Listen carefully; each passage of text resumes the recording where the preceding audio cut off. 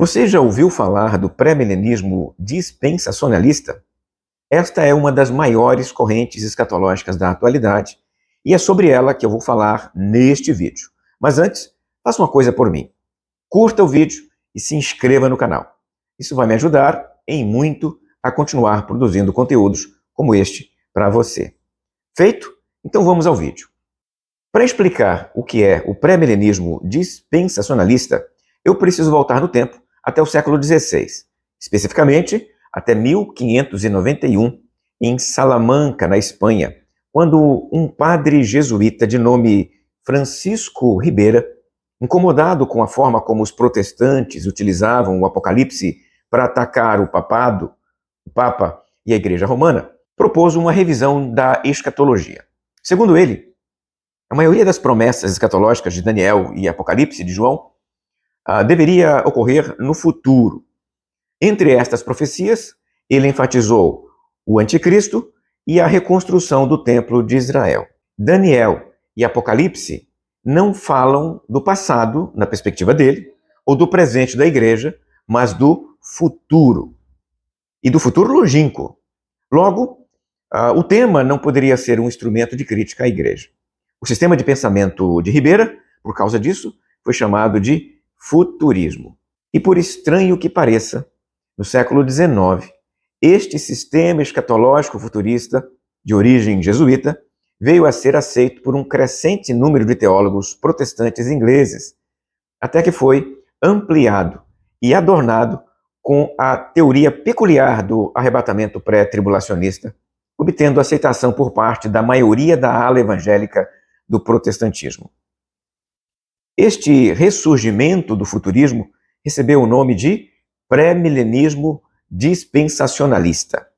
Pré-milenismo porque aguarda a segunda vinda de Cristo para estabelecer o milênio antes da consumação dos séculos.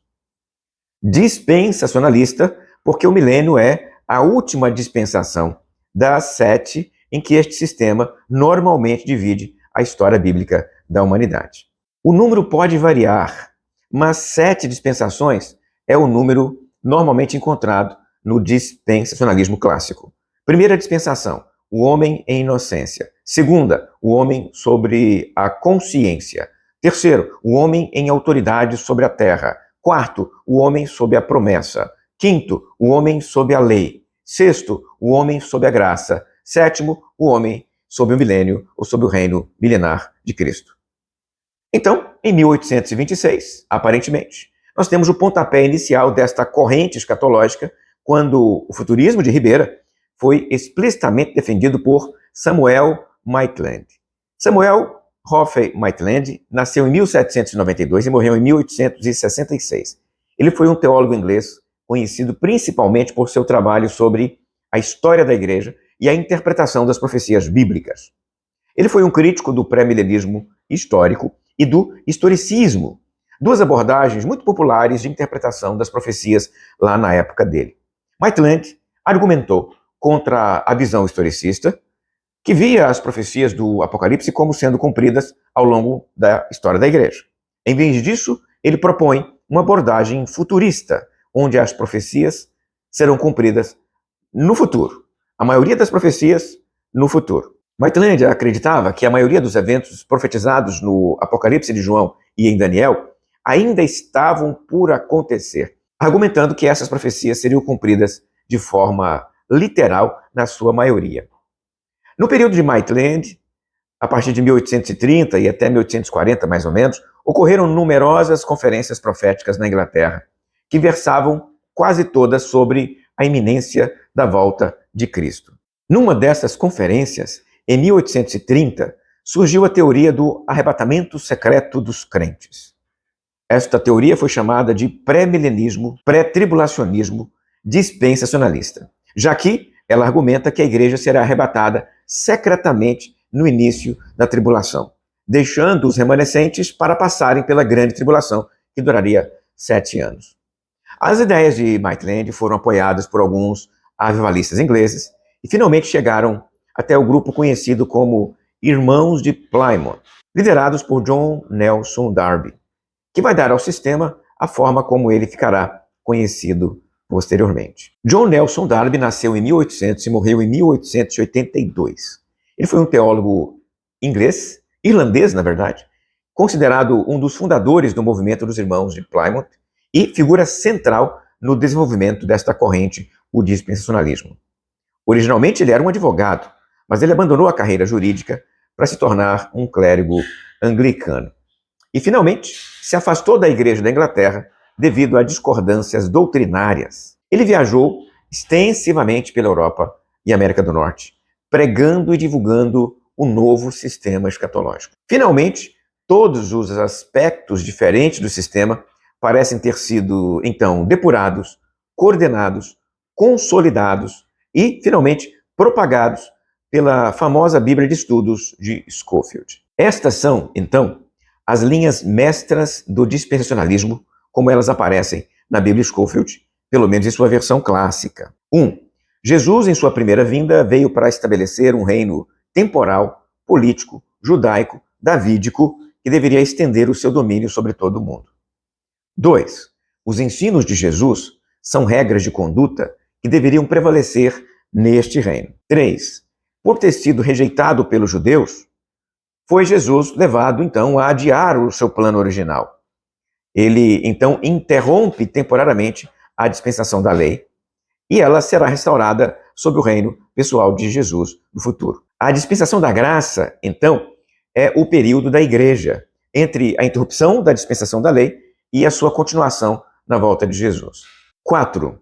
A igreja foi então introduzida como um parêntese para ocupar o período entre a primeira e a segunda vinda de Cristo.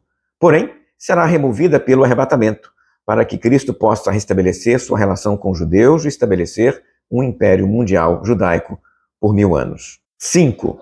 Quanto à volta de Jesus para arrebatar a igreja, ela ocorrerá 7 anos antes de ele estabelecer o seu império mundial milenar. Baseando-se nas 70 semanas de Daniel, capítulo 9, 70 semanas de anos ou 490 anos, os teóricos desta corrente aceitam o seu desenvolvimento cronológico normal, começando em 445 a.C. e terminando em 34 depois de Cristo, após a morte, ressurreição e ascensão de Jesus, como tudo já tendo decorrido então no passado. Neste momento é inserida a teoria da descontinuidade. Por quê? Porque naquele momento ali, a última semana de anos foi interrompida e só voltará a ser contada quando a igreja tiver sido arrebatada. Então surgirá o anticristo, que fará uma aliança com os judeus, e a romperá no meio da semana de anos, ou seja, 3 anos e meio depois do arrebatamento. E naquele período ele vai promover uma perseguição intensa aos judeus. Este período é chamado então de Grande Tribulação. Após os 7 anos, Jesus volta em poder e glória, finalmente agora visível para todo mundo, já que na primeira vinda ele veio secretamente só para arrebatar a igreja. Ali, naquele instante, ele destrói o anticristo com suas hostes e estabelece o seu império político no mundo por 1000 anos. Como a 70ª semana só poderá ocorrer com a restauração plena de Israel como nação, quando foi criado o Estado de Israel, em 14 de maio de 1948, aguçou-se muito dentro do movimento a expectativa da vinda iminente de Jesus para arrebatar secretamente a igreja. Muitos de seus proponentes começaram, então, a antecipar, dentro de um período mais ou menos definido, a volta de Cristo para arrebatar a igreja. Alguns chamaram os anos de 1980 como a contagem regressiva para o juízo final. Hal Lindsey, em A Agonia do Grande Planeta Terra, que é o nome do livro dele em português, ele sugeriu que a volta de Cristo se daria em 1988. Ele não chegou a marcar exatamente a data do retorno de Jesus, mas a forma como ele argumenta, vinculando o evento a uma geração após o surgimento do Estado de Israel, acabou promovendo esta ideia. A ênfase em Israel, então, junto com a doutrina do arrebatamento secreto da igreja, formam os 2 elementos basilares, fundamentais, do pré-milenismo dispensacional. E aí, o que você pensa sobre este assunto? Coloque nos comentários a sua opinião. Não deixe de curtir o vídeo e se inscrever no canal para receber outros vídeos como este. Encaminhe também para uma pessoa que possa se interessar por este assunto. Até uma próxima, se Deus quiser.